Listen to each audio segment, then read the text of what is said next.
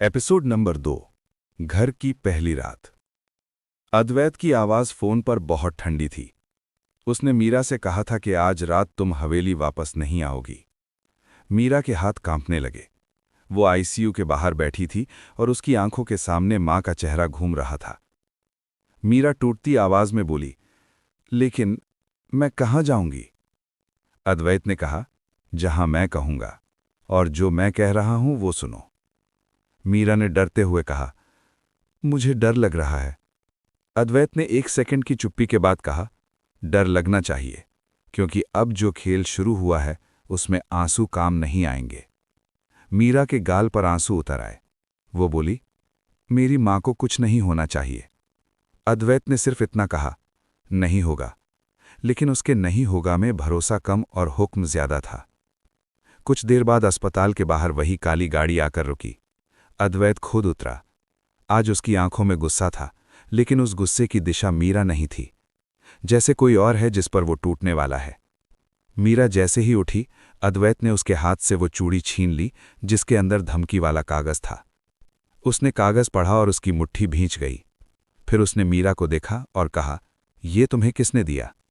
मीरा ने कांपते हुए कहा, नर्स ने। अद्वैत ने तुरंत मैनेजर को बुलाया और सख्त आवाज में कहा, अभी के अभी सीसीटीवी निकालो और आईसीयू के आसपास कौन आया, किसने नर्स से बात की, सब दिखाओ। मैनेजर घबरा गया। उसने सिर हिलाया और भागकर अंदर चला गया। मीरा की सांसें तेज थीं। उसे लग रहा था जैसे हवा भी उसके खिलाफ हो गई है। अद्वैत ने मीरा के सामने अपना हाथ बढ़ाया। मीरा एक पल को रुकी, फिर धीरे से उसका हाथ पकड़ लिया। उसका हाथ ठंडा था, मजबूत था, और मीरा के लिए इस वक्त वही हाथ एकमात्र सहारा था। अद्वैत ने कहा, चलो। मीरा ने पूछा, मेरी मां? अद्वैत ने कहा, ऑपरेशन चालू है और मैंने डॉक्टर को बोल दिया है, एक भी अपडेट मुझे ही जाएगी। मीरा का दिल थोड़ा शांत हुआ, लेकिन अगली ही सांस में उसे फिर डर लग गया, क्योंकि उसने सोचा, अगर सिया सच में जिंदा है तो वो उसकी मां तक पहुंच सकती है। गाड़ी चल पड़ी। मुंबई की रात, सड़कों पर लाइटें और गाड़ी के अंदर सन्नाटा। मीरा ने धीरे से पूछा, सिया कौन है? अद्वैत ने जवाब नहीं दिया। उसने सिर्फ इतना कहा, ये नाम अपने मुंह पर मत लाना। मीरा चौंक गई। उसने कहा, पर सब उसी का नाम ले रहे हैं। अद्वैत ने आंखें संकरी करके कहा, इसीलिए मना कर रहा हूं। कुछ नाम जिंदगी में शांति नहीं छोड़ते। गाड़ी एक पुराने से बंगले के सामने रुकी। ये हवेली नहीं थी, ये एक सादा लेकिन सुरक्षित घर था। अद्वैत ने कहा, ये मेरा सेफ हाउस है। यहां मेरे अलावा किसी का आना जाना नहीं है। आज रात तुम यहीं रहोगी। मीरा ने डरते हुए चारों तरफ देखा। घर खाली था, बस एक बूढ़ा चौकीदार बाहर था। मीरा ने कहा, आप मेरे साथ रहेंगे? अद्वैत ने कहा, नहीं, मैं हवेली वापस जा रहा हूं। मुझे अपने घर के अंदर का गद्दार निकालना है। मीरा का चेहरा उतर गया। वो बोली, मुझे अकेले डर लगेगा। अद्वैत ने 1 सेकंड के लिए उसे देखा। फिर उसने अपने कोट की जेब से एक छोटा सा फोन निकाला और कहा, ये रखो, इसमें सिर्फ एक नंबर है, मेरा। मीरा ने फोन लिया। उसकी आंखों में आंसू भर आए। वो धीरे से बोली, आप सच में मुझे बचा रहे हैं? अद्वैत ने रूखेपन से कहा, खुद को ज्यादा खास मत समझो, ये मेरी इज्जत का मामला है। किसी ने मेरी पत्नी के नाम से कॉल करके ऑपरेशन रुकवाया। ये मेरे खिलाफ वार है। मीरा का दिल फिर भी अजीब तरीके से कांप गया। उसने सोचा, ये आदमी जितना पत्थर दिखता है, अंदर से उतना ही टूट चुका है। अद्वैत जाने लगा, तभी मीरा ने धीमे से कहा, धन्यवाद। अद्वैत रुका, फिर बिना पीछे देखे बोला, रोना बंद करो और दरवाज़ा डबल लॉक करना। वो चला गया और मीरा घर के अंदर अकेली रह गई। कट टू हवेली। दादाजी ने हॉल में सबको बुलाया। कामिनी एक कोने में बैठी थी, उसके चेहरे पर डर था। दादाजी ने कहा, अब झूठ नहीं चलेगा। सिया का नाम लेती है तो सच भी बताएगी। कामिनी रोते हुए बोली, मुझे धमकी मिली थी, पर धमकी किसने दी वो मैं नहीं जानती। मुझे सिर्फ एक कॉल आया और कॉल पर एक लड़की की आवाज़ थी। उसने कहा, मीरा को भेज दो, वरना उसकी मां नहीं बचेगी। दादाजी ने कहा, उस कॉल का नंबर। कामिनी ने कांपते हाथ से नंबर बताया। दादाजी ने तुरंत एक पुराने फोल्डर की तरफ इशारा किया। एक नौकर भागकर वो फोल्डर ले आया। फोल्डर पर लिखा था सिया शेखावत। अद्वैत के पिता ने गुस्से में कहा, "ये फाइल बंद करो।" दादाजी ने कहा, "नहीं, आज रात इस घर में सिया का सच खुलेगा।" उन्होंने फाइल खोली और अंदर एक फोटो निकाली। फोटो देखते ही कामिनी के मुंह से एक चीख निकल गई, क्योंकि फोटो में जो लड़की थी उसका चेहरा मीरा जैसा था। Cut to safe house. Meera bed पर बैठी थी। उसने दरवाज़ा डबल लॉक कर लिया था, लेकिन उसका दिल अब भी खुला पड़ा था। तभी लाइट एक सेकंड के लिए झपकी और अगले ही पल खिड़की के पास किसी के कदमों की आहट आई। मीरा की सांस रुक गई। उसने धीरे से वो छोटा फोन उठाया, लेकिन उससे पहले कि वो कॉल करे, एक धीमी आवाज आई, "मीरा, मेरा नाम मत लेना, और अगर जिंदा रहना है तो सुबह होने का इंतजार करो।" मीरा का पूरा शरीर कांप गया। वो आवाज खिड़की के बाहर से थी, और आवाज एक लड़की की थी। मीरा ने कांपते होठों से पूछा, "तुम कौन हो?" बाहर से वही आवाज आई, बस एक लाइन, "सिया।" एपिसोड यहीं खत्म होता है। अब क्या होगा? क्या सिया सच में मीरा के सामने आ चुकी है? और अगर हां, तो वो मीरा को मारना चाहती है या बचाना? और दादाजी की फाइल में मीरा जैसी फोटो क्यों है? अद्वैत का नंबर। उसके कानों में अब भी वही आवाज गूंज रही थी, "मीरा, मेरा नाम मत लेना, और अगर जिंदा रहना है तो सुबह होने का इंतजार करो।" और फिर एक शब्द, सिया। मीरा की सांस रुक रुक कर चल रही थी। उसने हिम्मत करके पूछा, "तुम कौन हो?" खिड़की के बाहर सन्नाटा था। बस हल्की हवा की आवाज थी, जैसे कोई परछाई दीवारों पर चल रही हो। मीरा ने धीरे से खिड़की की तरफ कदम बढ़ाया। उसके पैर कांप रहे थे।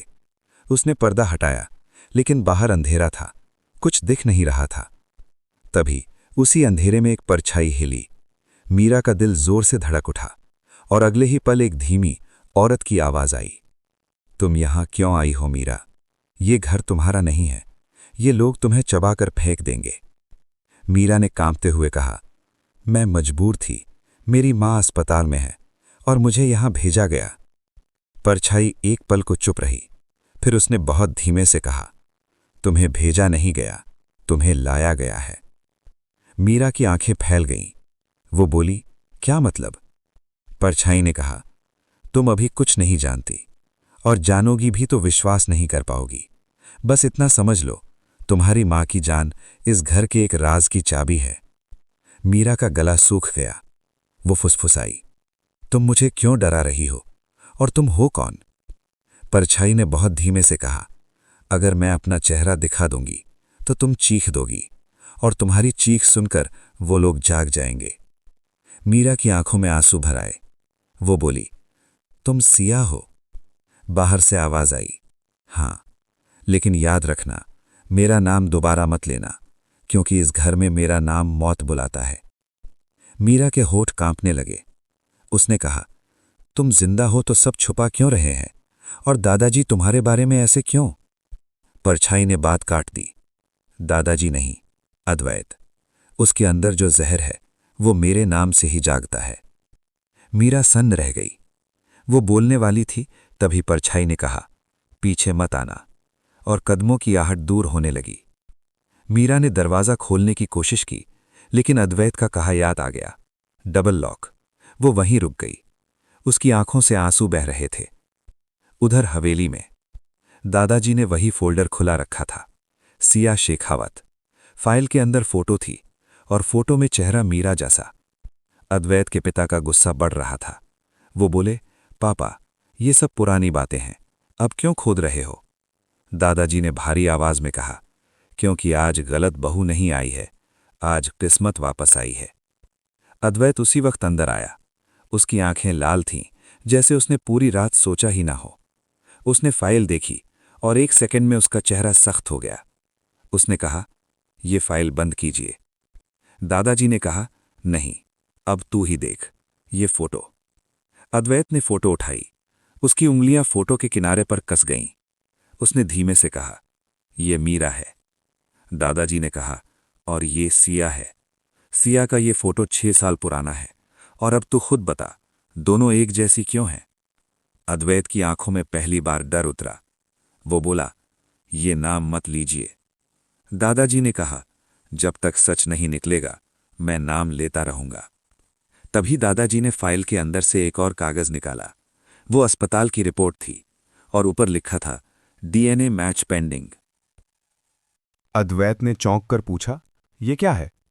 दादाजी ने कहा, मीरा की मां का ऑपरेशन जिस हॉस्पिटल में हो रहा है वहीं से मैंने एक सैंपल निकलवाया है और सिया की पुरानी रिपोर्ट भी मेरे पास है। अगर दोनों का रिश्ता निकला तो तू समझ जाएगा मीरा यूं ही नहीं आई।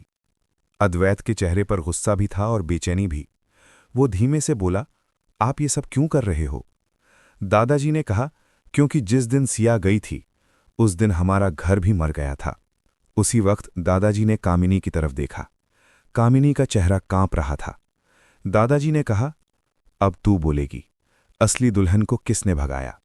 कामिनी ने लोते हुए कहा, मैंने नहीं भगाया, मुझे पैसे चाहिए थे और मुझे कॉल आया कि दुल्हन को हटाओ, मीरा को भेजो। मैंने वही किया। अद्वैत ने गुस्से में कहा, कॉल किसने किया?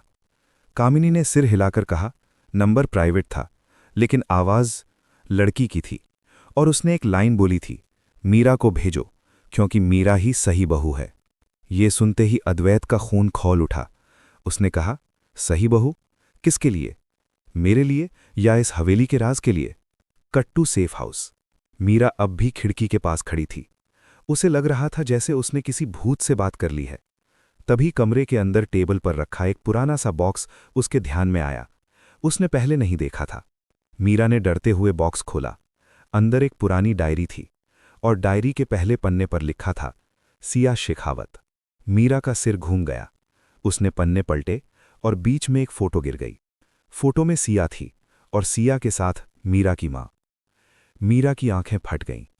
उसने कांपते हुए कहा, यह कैसे हो सकता है? मेरी मां सिया के साथ? उसी पल मीरा के फोन की स्क्रीन जली। अद्वैत का कॉल था। मीरा ने तुरंत उठाया। अद्वैत ने बस एक लाइन बोली, मीरा, तुम जहां हो वहीं रहो, क्योंकि अब सवाल ये नहीं कि सिया जिंदा है या नहीं, अब सवाल ये है, तुम असल में कौन हो?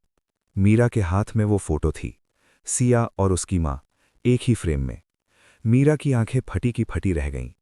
उसने कांपते होठों से कहा, ये कैसे हो सकता है? उसका दिमाग जोर जोर से चल रहा था। उसकी मां ने तो कभी सिया का नाम तक नहीं लिया था। फिर ये फोटो और ये डायरी सेफ हाउस में कैसे? मीरा ने जल्दी जल्दी डायरी के पन्ने पलटने शुरू किए। पहले पन्ने पर लिखा था, अगर ये डायरी किसी गलत इंसान के हाथ लगी तो समझ लेना मैं जिंदा नहीं हूं। मीरा का दिल डूब गया। अगले पन्ने पर कुछ लाइनें थीं।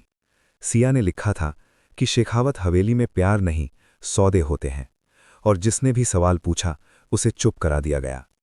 मीरा के हाथ कांप रहे थे। उसने फिर पन्ना पलटा और इस बार एक नाम बार बार लिखा था, कामिनी। मीरा एकदम सन्न रह गई। उसने फुसफुसाकर कहा, मेरी ताई? ये नाम सिया की डायरी में क्यों? मीरा ने आगे पढ़ा। सिया ने लिखा था कि कामिनी सिर्फ लालची नहीं, बहुत शातिर भी है। वो पैसे के लिए किसी को भी बेच सकती है और वो हवेली के अंदर के इंसान के साथ मिली हुई है। मीरा का सिर घूम गया। उसने खुद से कहा, मतलब ये सब पहले से प्लान था? पर किसने? उसी वक्त अद्वैत का कॉल आया। मीरा ने जल्दी से फोन उठाया। अद्वैत की आवाज भारी थी। उसने कहा, मीरा, बाहर मत निकलना, दरवाज़ा लॉक रखो और जो भी हो किसी का नाम मत लेना। मीरा ने रोते हुए कहा, आप मुझे बताइए सिया कौन है और मेरी मां उसके साथ फोटो में क्यों है? फोन पर कुछ सेकंड की चुप्पी रही। फिर अद्वैत ने धीमे से कहा, अगर तुम्हारी मां ऑपरेशन के बाद होश में आई तो वही बताएंगी, और अगर नहीं आई तो ये राज तुम्हें जिंदा नहीं रहने देगा। मीरा की सांस रुक गई। उसने कहा, ऐसा मत बोलिए, मेरी मां। अद्वैत ने बीच में काट दिया, मैं हॉस्पिटल के बाहर 2 आदमी छोड़ रहा हूं, अगर कोई अंदर जाने की कोशिश करे तो मुझे कॉल करना। मीरा ने कहा, आप कहाँ हैं? अद्वैत ने कहा, हवेली में, और यहां जंग चल रही है। कट्टू हवेली। हॉल में दादाजी बैठे थे। उनके सामने लैब से आया एक कॉल था। दादाजी ने फोन स्पीकर पर रखा। उधर से आवाज आई कि डीएनए रिपोर्ट का पहला अपडेट आया है। मीरा की मां का सैंपल सिया की फाइल से रिलेटेड है। ये सुनते ही पूरे हॉल में खलबली मच गई। अद्वैत के पिता ने गुस्से में कहा, यह संभव नहीं। दादाजी ने सख्त आवाज में कहा, संभव है, और सच यही है कि मीरा का इस घर से रिश्ता है। अद्वैत की आंखें लाल हो गईं। वो बोला, अगर मीरा का रिश्ता इस घर से है तो उसे यहां लाना किसने चाहा? उसी वक्त एक नौकर दौड़ता हुआ आया। उसने कहा, साहब, गेस्ट हाउस के बाहर एक कार खड़ी है और वो बार बार गेट पर रुककर देख रही है। अद्वैत ने तुरंत कहा, नंबर प्लेट? नौकर ने बताया, और नंबर सुनते ही अद्वैत के चेहरे पर शौक आ गया। वो बोला, ये कार सिया की थी। दादाजी की छड़ी जमीन पर टकटक हुई। उन्होंने कहा, मतलब वो वापस आ चुकी है? अद्वैत ने बिना समय गंवाए कहा, मैं जा रहा हूं, और उसने अपने आदमी को इशारा किया कि साथ चलो। Cut to safe house. Meera अब भी खिड़की के पास खड़ी थी। उसे लग रहा था जैसे उसने किसी भूत से बात कर ली है। तभी कमरे के अंदर टेबल पर रखा एक पुराना सा बॉक्स उसके ध्यान में आया। उसने पहले नहीं देखा था। मीरा ने डरते हुए बॉक्स खोला। अंदर एक पुरानी डायरी थी, और डायरी के पहले पन्ने पर लिखा था, सिया शेखावत। मीरा का सिर घूम गया। उसने पन्ने पलटे और बीच में एक फोटो गिर गई। फोटो में सिया थी, और सिया के साथ मीरा की मां। मीरा की आंखें फट गईं। उसने कांपते होठों से कहा, यह कैसे हो सकता है? मेरी मां सिया के साथ? उसी पल मीरा के फोन की स्क्रीन जली। अद्वैत का कॉल था। मीरा ने तुरंत उठाया। अद्वैत ने बस एक लाइन बोली, मीरा, तुम जहां हो वहीं रहो, क्योंकि अब सवाल ये नहीं कि सिया जिंदा है या नहीं। अब सवाल ये है, तुम असल में कौन हो?